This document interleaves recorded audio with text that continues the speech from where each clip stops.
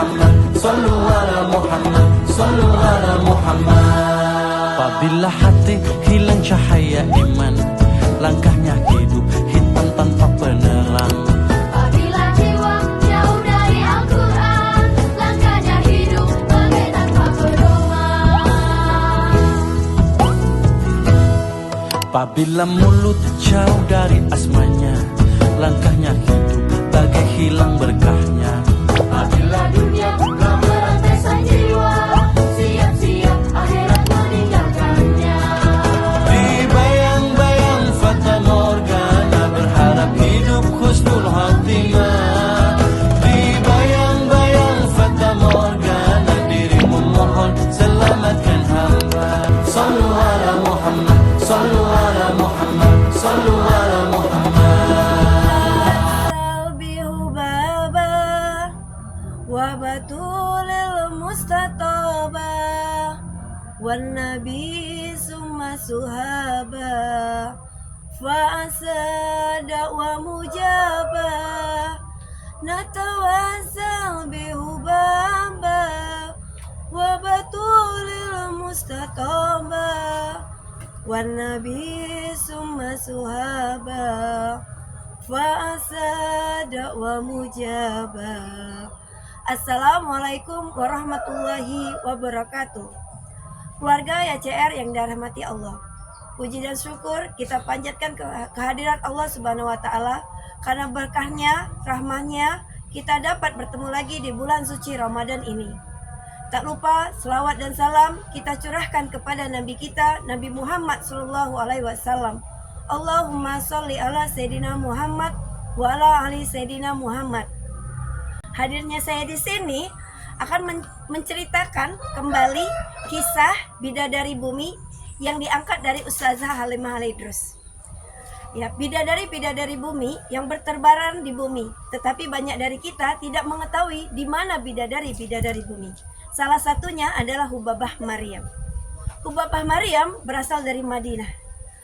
Hubabah Maryam binti Muhammad bin Abdullah Al-Hadar adalah istri dari Habib Zain bin Smith. Kakak dari Hubabah Nur, istri dari guru kita Habib Umar bin Hafiz. Hubabah Maryam pernah datang ke Indonesia dan Ustazah Halimah Al-Idrus adalah translatornya. Hubabah Maryam ketika datang ke Indonesia itu untuk kajian, untuk dakwah, khususnya adalah akhwat, anak perempuan, wanita-wanita. Pada saat Hubabah Maryam datang ke Indonesia, pada saat mau turun ke majelis, Hubabah Maryam selalu memakai celak, wangi-wangian, berhias. Ditanyalah oleh Ustazah Halimah Al-Idrus, "Wahai Hubabah, kenapa kamu melakukan ini?" Hubabah Maryam menjawab, "Wahai anakku, orang yang mencari ilmu itu berat, orang yang menerima ilmu itu berat. Janganlah tambah beratnya orang yang mencari ilmu dengan melihat wajah kita yang kusam, penuh banyak masalah, kucel, terlihat sedih." Kata Imam Syafi'i, orang yang bersih pakaiannya maka berkurang kesedihannya, dan orang yang wangi harum baunya dari tubuhnya maka akan meningkat kecerdasannya. Sehingga Hubabah memakai celak, berhias, agar orang-orang yang di majelis itu senang dengan apa yang kita dakwahkan. Hubabah Maryam berkata, "Saya heran sama wanita-wanita Indonesia. Kalau kondangan itu memakai berhias, memakai wangi-wangian, pakai celak, lipstik, berhias, cantik. Tetapi ketika di rumah, ia pakai daster, wajahnya kucel, kusam. Padahal di kondangan banyak laki-laki yang bukan mahram. Sedangkan di rumah itu ada suaminya, anak-anaknya. Dan berhias itu salah satu mencintai dirinya sendiri. Islam itu mengajarkan untuk wanita-wanita agar mencintai dirinya sendiri, terutama di rumah, karena di rumah itu ada suami, ada anak yang melihat kita. Ada kisah lagi dari Hubabah Maryam. Ketika Hubabah Maryam datang ke Indonesia dan Ustazah Halimah Al-Idrus sebagai translatornya. Ketika Hubabah Maryam datang, layaknya sebagaimana orang pengunjung datang ke suatu negara ingin menukarkan uangnya dengan uang rupiah. Nah, Hubabah Maryam bertanya kepada Ustazah Halimah Alaidrus, "Wahai anakku Halimah, di mana kita bisa menukarkan uang untuk orang yang sekali makan?" Ustazah Alaidrus bertanya, "Wahai Hubabah, untuk apa?" "Untuk kita sedekahkan kepada orang-orang yang membutuhkan." "Berapa untuk satu kali makan?" Kata Ustazah Halimah Alaidrus, "Sekitar 20.000 untuk satu kali makan, ada nasi dan lauk pauknya." "Ya, kita tukar dengan uang segitu. Ini uang 10 juta kita tukarkan."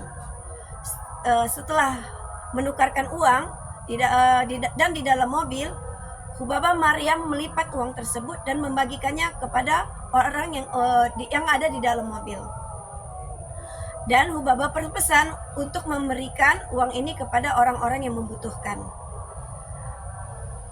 Di situ kami semua Masya Allah takjub sama Hubabah Maryam. Masih memikirkan orang yang susah.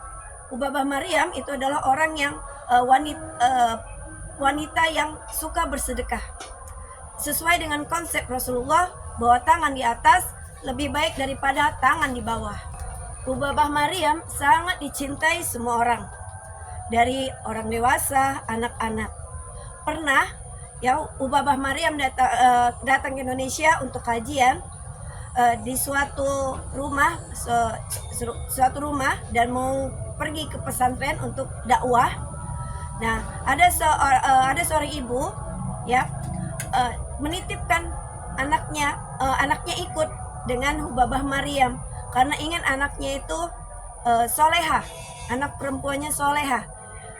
Anak perempuannya itu belajar dari Hubabah Maryam, dan anak perempuan itu masuk ke Hubabah Maryam, masuk ke dalam mobilnya Hubabah Maryam. Jadi di situ ada anak tersebut, Hubabah Maryam dan Ustazah Halimah Idrus. Dalam perjalanan mau pesantren, ya, karena guncangan dalam mobil, anak itu muntah, ya, dan terkena bajunya Hubabah Maryam.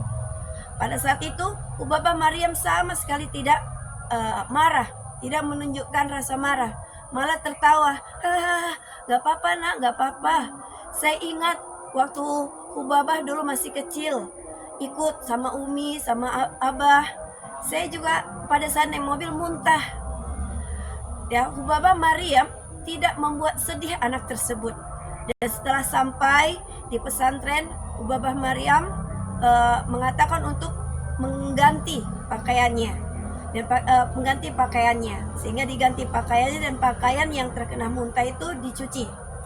Ya, setelah selesai kajian, pakaian yang dipakai oleh Hubabah Maryam itu sangat disayangi oleh orang yang memberikan pakaian tersebut sampai nggak dicuci karena cintanya dia kepada Hubabah Maryam.